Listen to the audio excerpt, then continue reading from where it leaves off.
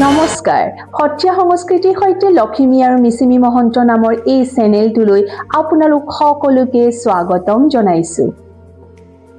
সত্ৰীয়া নৃত্যত ব্যৱহাৰ হোৱা ৬৪খন মাটি অখৰাৰ ভিতৰত গেৰুৱা চোৱা গীত আপোনালোকক শিকাব আহিছো আৰু একেলগে নাচিব আহিছো।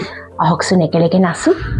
গেৰুৱা চোৱাৰ বোল হৈছে ধেই খিৰি খিৰি খিতাও তাও গিৰি গিৰি ধিন্নাও ধেই খিৰি খিৰি খিতাও তাও গিৰি গিৰি ধিন্নাও ১ ২ তিনি ৪ ৫ ৬ ৭ ৮ ধেই খিৰি খিৰি খিতাও তাও গিৰি গিৰি ধিন্নাও।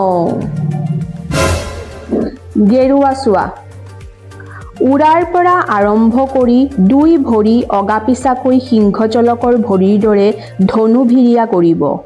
এতিয়া এখন খণ্ডংশ হস্ত বুকুত ৰাখিব। আনখন হাতেৰে খণ্ডংশ বা অলপদ্ম হস্ত ধাৰণ কৰি কঁকালৰ ওপৰৰ অংশ যথাসম্ভৱ পিছলৈ ভাঁজ কৰি নিব আৰু মেলি দিয়া ভৰিখনৰ গেৰুৱাত স্পৰ্শ কৰিব।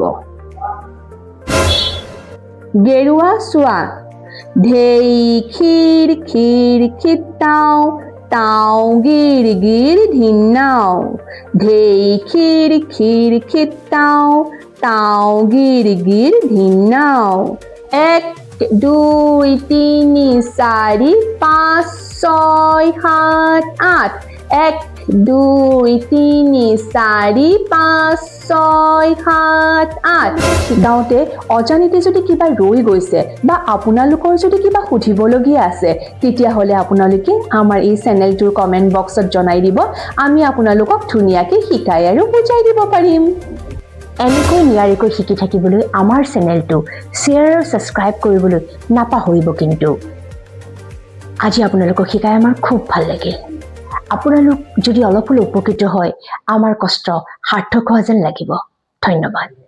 নেক্সট এপিছডত লগ পোৱাৰ আশাৰে আপোনালোক আনন্দত থাকক, সুখী থাকক আৰু হাঁহি থাকক। ধন্যবাদ।